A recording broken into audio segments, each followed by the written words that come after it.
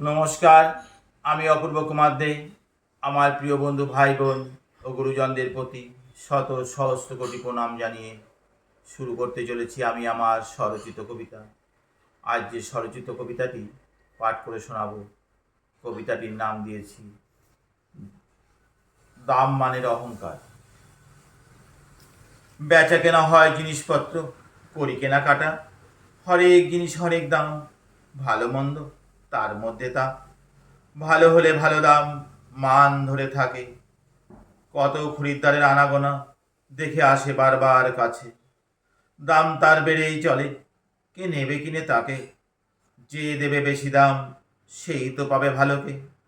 হাসি খুশি মনে নিয়ে যায় জিনিস ক্রেতা কত যত্ন সহকারে, পড়লে হাত রক্ষা নেই বলে কিনা সাবধান, দামি জিনিস নষ্ট হয়ে যাবে। অনেক দামের ভালো জিনিস সবাই পারে না কিনতে, টাকা থাকলেই যায় না কেনা, মন চাই ভালো জিনিস খেতে পড়তে। জিনিসের দাম মান চিরদিন একই রকম, ভালো জিনিসের আমাদের মাথার উপর হাত যতক্ষণ, দাম মান ততক্ষণ হয় ক্ষণিকের। হাত পড়লে মাথার পরে কে আর তাকে পায়, মান দাম তার যায় বেড়ে, দেখা পেতে জুতো ক্ষয় হয়ে যায়।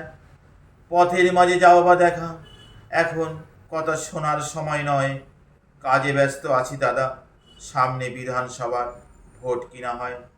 আমাদের দাম মানে নিশ্চয়তা বলে কিছু নাই, এই আছে এই নেই, মাথার হাত তুলে নিলে থাকে না কোনো দাম। তাই বুঝলে তবে ভাই রে ও ভাই, দাম মানের অহংকার করতে তারাই পারে, আমরা পারি না করতে যে দাম। অহংকার করে লাভ কি কিছু আছে? নমস্কার।